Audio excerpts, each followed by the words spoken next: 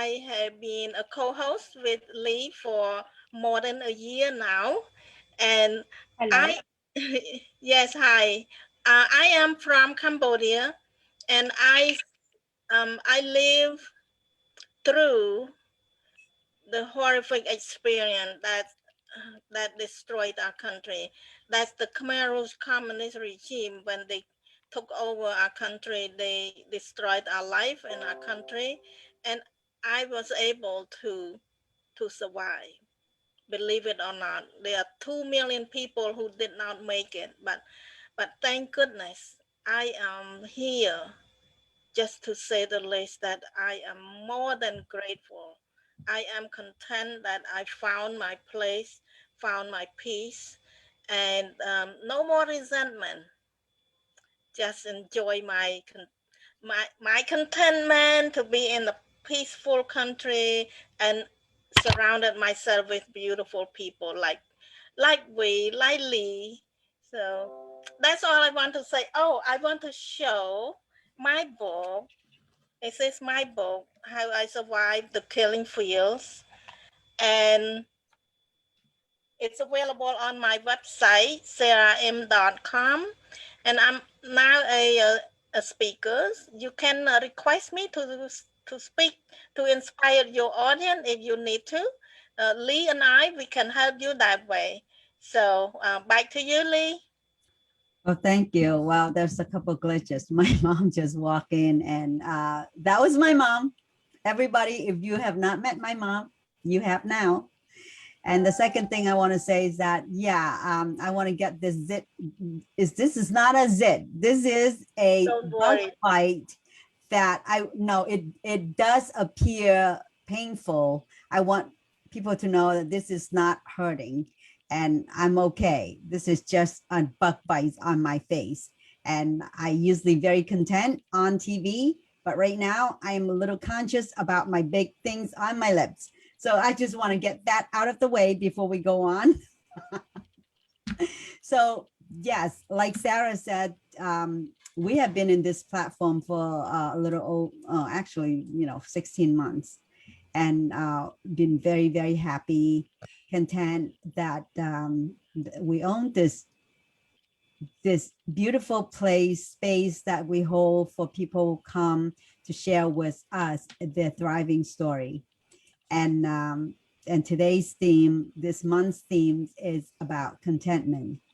And we have V, who was our guest, I believe it was last week, and she got caught in the rain with her RV and the mud and out in the wild. So things didn't happen as according to the plan. So that's why we have her coming back here, share with us her entire story of surviving and how she got to a place that where she is totally happy and content. And so V is a former fellow Vietnamese who also came from the same country as I was born there. So my story is really short. I am a former refugee that who came to this country 41 years ago. And recently I told my story on the TEDx stage 2 years ago. And then I also took their bravery of being vulnerable, being transparent, and share my life story, which is out in the memoir since last September. So if you want to find out more about my story, just go to leetran.com and everything should be there. But today's our focus is on our guest. And like I said, she was born in Vietnam, and I think she does have a bio that she sent to Sarah. Maybe Sarah can read her bio, or Sure. Yeah. yeah. Okay. I can introduce V with her beautiful bio, which it disappeared on me now. So, oh my Oh, goodness. computer glitches. Today is just another fun computer day. Yeah, I found it. I got it. All right, everybody. It's our pleasure to present to you our beautiful guest, Vy Coomer. Vy is a spiritual finder. She lives in Bentonville, Arkansas, with her loving, wise husband and three talented children, while living with suppressed grief, guilt, and sadness from the death of her father. We gain deeper insight into wealth and health, how living harmoniously with our environment creates greater health, relationship, and therefore wealth. That's internal wealth. 2 years of staying in her own hell puts her well being, the well doing of her family, no, the well being of her family and relationship in jeopardy. It's a wake up call for her. We realize that she needs to be present for her children, not only physically, but emotionally and mentally. She ought to relay her children weekly. So after the awakening that bring her health back, we was led to various energy healing modalities like Reiki, hypnosis, Dowsing, energy reading, Chinese metaphysics, just to name a few, and become a Feng Shui master. So Feng Shui, translated as wind water, is the ancient practice of a form and formula that man can use as a tool to support their life and harmonize their living environment. So We's deepest desire is to provide a well-rounded foundation for her three children to grow up as mentally, emotionally, and physically strong individual and help others to do the same. So here we are. Welcome, Welcome, V. welcome. Hi, Sarah. Hi, Leah. Hi. First of all, I don't know what this is. Can you guys hear me okay? And can you guys see me okay? Yeah, so I want to get this out of the way. We had a rumbling thunderstorm really bad over here. So in case we got cut off, from my part, hopefully Sarah can actually, navigate through without me on there. Secondly, I really love your bio. I really want to see what's the story of you and your father that he impacted you so deeply that got you to spinal down when he passed away. So tell us a little bit about the story of your backdrop of you and your father and how did it affect you so deeply. Okay, so my father and I, we were very close, extremely close. We are like friends, okay? We share things with each other. But a few years before he passed away, he get into this mode and I was against that. He kept on saying he got cancer. And there's one day, our frustration, he came and tell me that he need to go to a hospital, and he showed me some stuff in his body. He said he didn't know what it is. So I said it was cancer with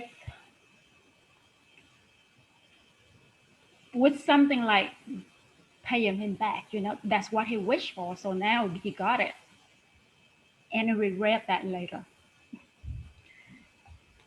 I regret it so much later because of what I said to him and because of my tone and my attitude towards him, toward his wellness. And he was trying to teach me something, but I did not know back then. So that put me in the state of, my goodness, you regret. Almost like a guilt. Exactly. You regret what you said out of low emotion, very low emotion, and you take it out on somebody. I didn't see it was me back then, but I was seeing it was him. And now what you wish for, you got it, and that's how I talk to my dad. And you blame yourself, obviously, because you said that you have said bad wishes or almost a curse to him, maybe. Mm-hmm. Yeah, yeah. And you blame yourself for his death. No, I blame myself for Saying, acting, for acting, for my resentment towards I see. him, not because he knew he's dying. Okay, he read his chart. He knew he dying. He said, if he not passed through this month, he will die. And I use that against him too. Okay. I use that against him. I use his own word against him. But your relationship was good with him. Was it something that it caused the anger to even just to say something like that? Yes, that's a very good question. We moved into this new home. Okay, there were two families before that could not stay in this house. So when we moved in, we experienced chaos, disturbance of energies, and I did not know that until I had the knowledge. I had experience first, then I had the knowledge, and I sat with myself, and everything just played back to me how it played out for me to experience and how I could change that with conscious intention and attention. And so that how Feng Shui came into play. Like the environment, we are so influenced by the environment. Just like friends, for example, who inspired, we feel different. Who drag us down, we feel different. It's the same thing with the environment or the neighborhood. And it changes all the time. But we don't change. We don't change because it's not familiar with us, It's more comfortable if we just stay the same. Yeah. So that's how I found out. And but Feng Shui came way after that. It came after I realized something, after I was content with myself, after I found out that I was more than this, after I became one with my environment. Yeah. And then Feng Shui came in. So I had the experience first, and then I had the knowledge. And Feng Shui was the knowledge that explained to me with words what I experienced, what I went through for like 5 years. But that was really profound, that you actually recognized that energy had brought you all this. I mean, I know Asian believe a lot of that, but now I think Western world catching on. A lot of people are start looking into, because yeah, it is true. Energy around you really affecting on your behavior, your attitude, your thinking, pretty much affecting on us.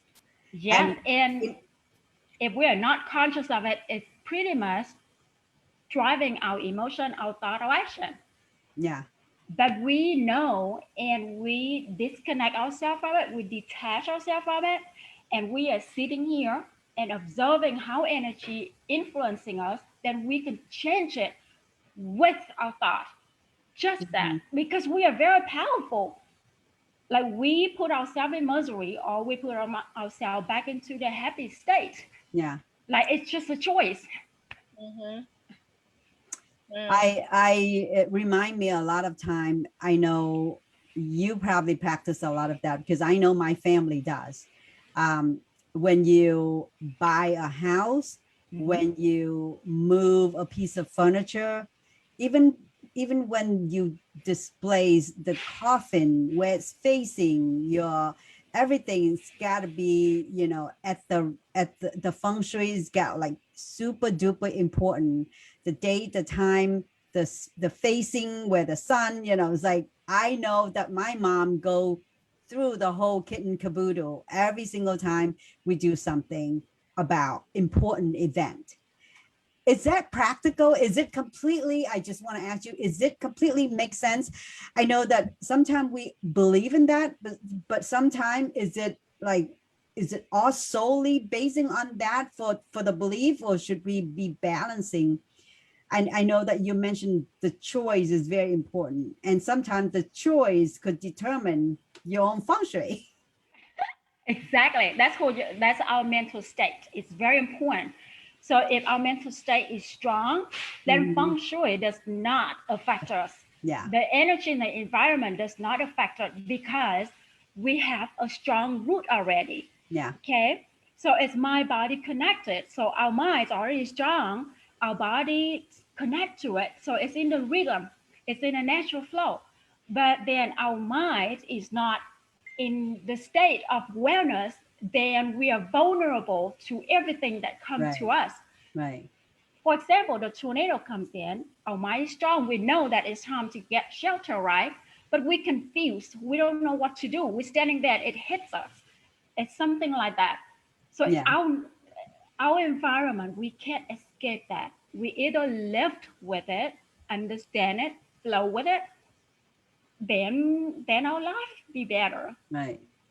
Or How, we go against it and then we will feel how right. chaotic it is. So how did you make a distinction or connection between your father's and the energy that you brought upon yourself from having that incident with your father, and the guilt and the resentment? How did you turn around? What is a pivotal point that you be able to see that connection and get out of it? Okay, that's very interesting because that's how it led me to the energy modalities. So I had childhood asthma. Okay, I could not sleep for days. Whoever that have asthma will understand asthma attack and you couldn't breathe. And I had a stubbornness in myself that I wanted not having medication because when I Mhm. was young, I have all kinds of medication on me, acupuncture, all kinds of stuff on me. So when I grow up, I already have a strong mind. I wanted to see what it is, to wait it out. So that morning, January morning, January in Arkansas is cold, freezing cold. I just had this urge that I need to go outside. So I went outside. On the way, I just had the feeling that I wanted to hold my dad's pendulum. He was a dowser. He used pendulum asking questions. Mm. So I held the pendulum. I went outside. I sat outside. And that's when I understood. I had the experience, but I did not know what that is. Later, I knew that was oneness or unity. You become one with your environment. Mhm. I experienced all five senses at the same time. And then I went into the sixth sense. Well. So we heard a lot about that, right? Mhm. But I didn't have the experience. I didn't have the words, so I did not know. I just knew that, oh my goodness, this is the one that I wanted to go back to. Mm. My eyes were closed. It was freezing cold outside, but I did not feel the coldness. Mm. For 5 years living in that new home for 5 years, that was the very first time I discovered, oh my goodness, my yard is beautiful, even though it was brown leaves all over the yard. I didn't see the brown leaves. I saw green grass and I smelled green grass instead Mm. of the brown leaves. January in Arkansas is the wintertime. And I heard the bird chirping, and it's not even chirping, it's singing a song. Like there is no word to describe it, okay? Words cannot describe that. you just know that you are at peace and you just want more of it. Mm-hmm.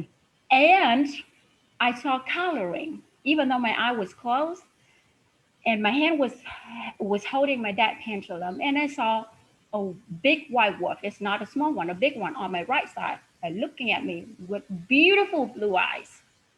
Like the love came in from that eye. You can't describe it. And then at Wow. the same time, I felt a tweak on my arm. And then I got out of it. Well, there's a lot of stuff in between because I was there for like 2 hours. I thought it was 20 minutes because after I got out of it, I was like chill over, cold. It's time to get inside the house. When I got inside the house, I realized, oh my goodness, I could breathe. There was no coughing. And so I went upstairs, put my dad pencil up. When I was putting it up, I saw a dog, kind of wolf, like in that pendulum, carving that pendulum. I broke out crying. So, that's the release cry. That's the happy cry. And then I realized that I just taught myself, or I just tune in the wellness energy. I just tune in the natural state of, like, I don't know how to You describe have been it. awakening. Yes. So when you are vibrate here, you can experience this, but then as soon as you vibrate here, you experience here. So I experience wellness, and I experience the transformation. I experience the other side of the coin, Right. I experience not polarity. I experience balance, like in Buddhism, like in the center, like I'm one with everything. And Wow. because I could hear everything, all five senses turn on. And then I saw stuff while my eye was closed. It's like the tiny little light dancing in front of me. And then I saw the white wolf. I'm in the yard while there's a white wolf sitting here and watching me. Was it a real wolf or just something in your so strong belief that is actually see like one? Because I would be running my pants off with seeing a wolf. But you were calm. No, it was you shift your mindset into a different dimension. I see. Okay. You see a different dimension.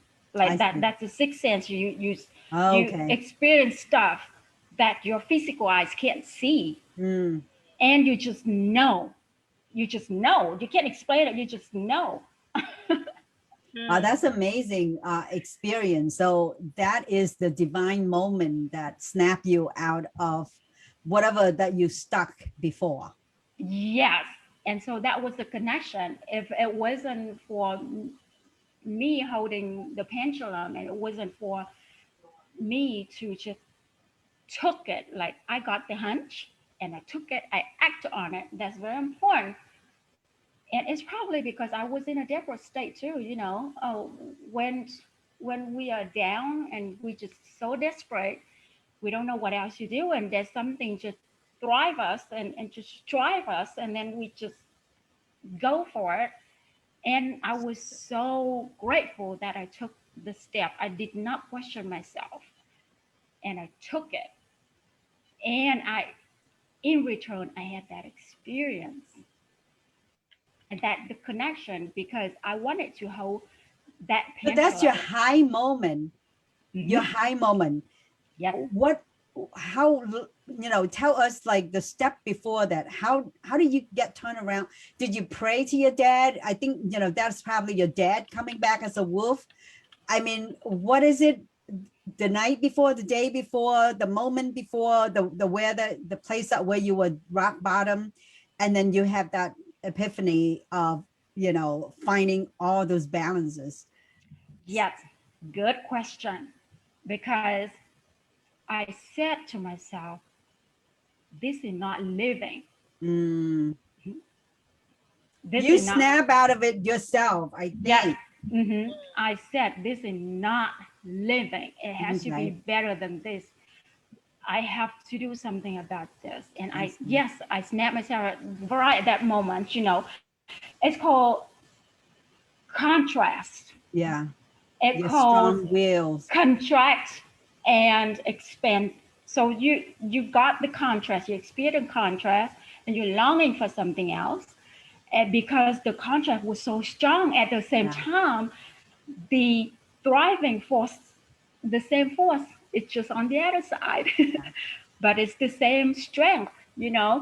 So because of me experiencing contrast, and I knew everybody is life experiencer one way or the other. Just the degree just vary. Yeah. Some people experience life through experience.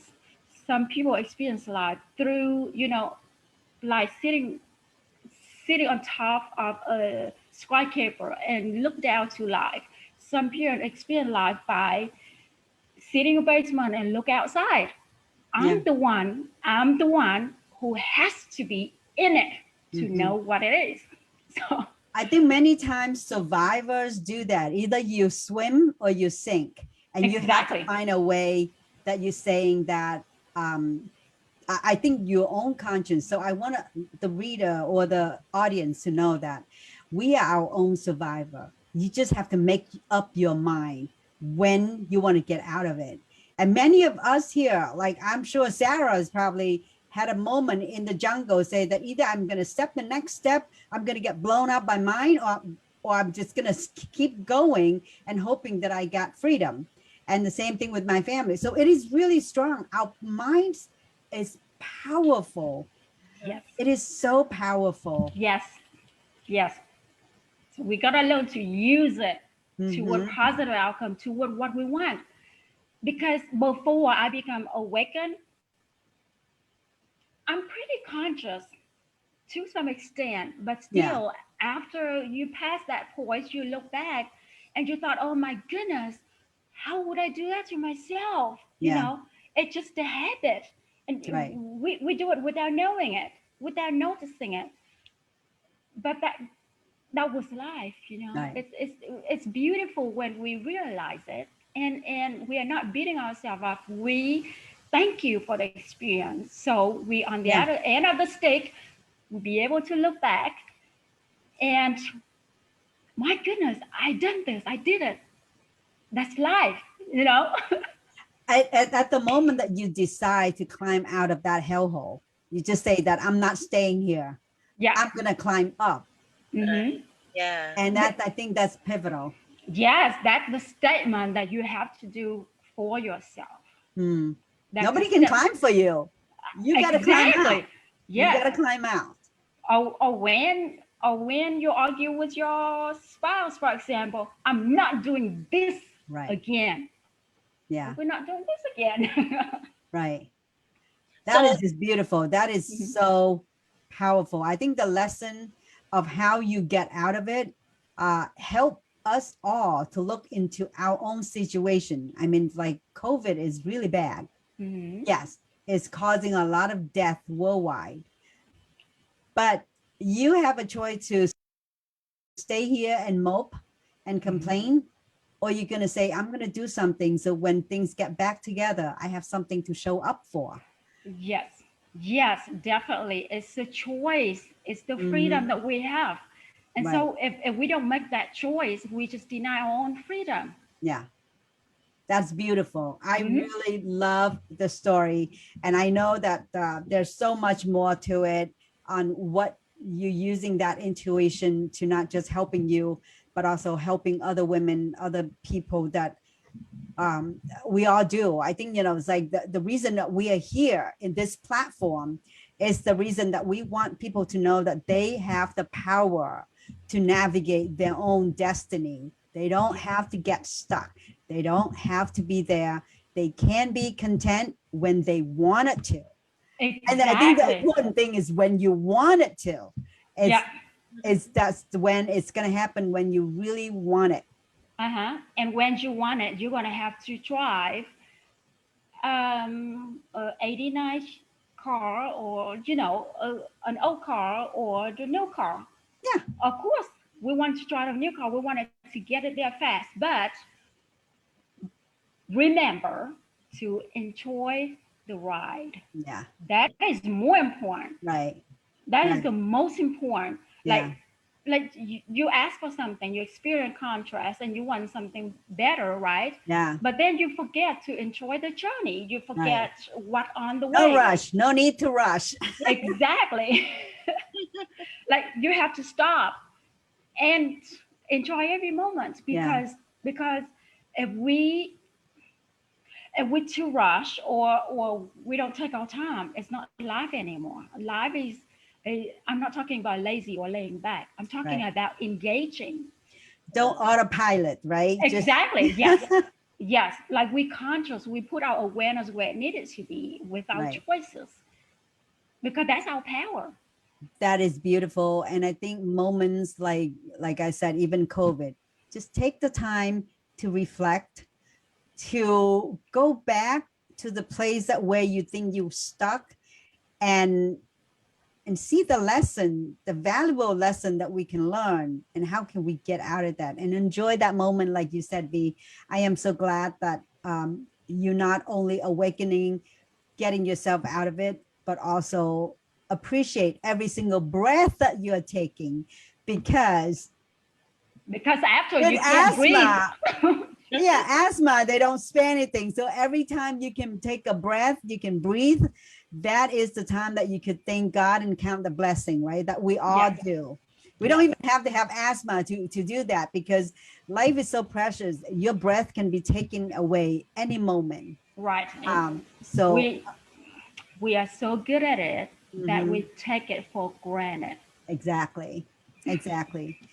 Beautiful. And I love the conversation. Thank you so much for getting on here. And I want to be mindful of your time. I don't want to be mindful of our audience time. But how do people find you? How do people connect with you? And how can you bring your intuition of Feng Shui to other people? Well, they can contact me through my email, VYCOOMER,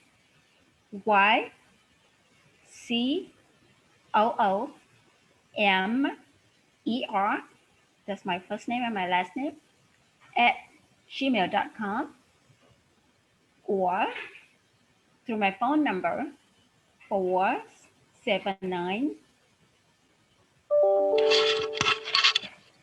670 7289. And everybody can do this. Okay. Everybody can do this. It's in us. It's just there's time for us to be content with ourselves. There's If everybody awake at the same time, what's going to happen? We have the time. We in the right time, the right place. Everything's connected. Yeah. If we just have to sit back for just 5 minutes, we Yeah. realize that. So no point of beating ourselves up, no point of Right. being rushed, there is no point, seriously. Yeah. And sometimes, things come to you at the right time, and you have to acknowledge it.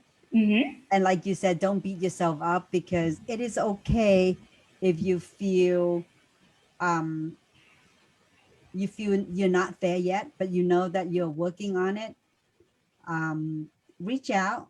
There's people, I mean, Sarah and I are here pretty much 3 days a week. And if you want to connect with us, if you have a story, if you feel stuck, you can reach out. V is going to put her information on the website page.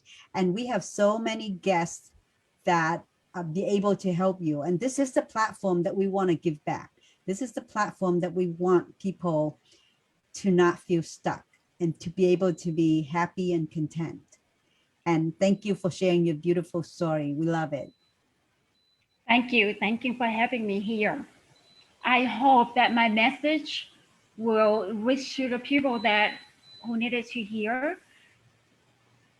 because I was there, I've been there, I've done that. Um, I have a better, meaningful life. I have more time for my family. I have more time for myself. I don't have to be rushed. I Yeah. don't have to float through, like flowing through. Like, but I'm in it and I'm in the flow and I'm enjoying it. So the moment you realize that, the moment you gain back your control, your power. Awesome. Wonderful. Thank you so much. And it is just beautiful to be able to be here and meet so many wonderful people and hear so many wonderful stories. And I want to say that thank you for giving us this chance, this privilege to interview so many of our guests, and you included, me.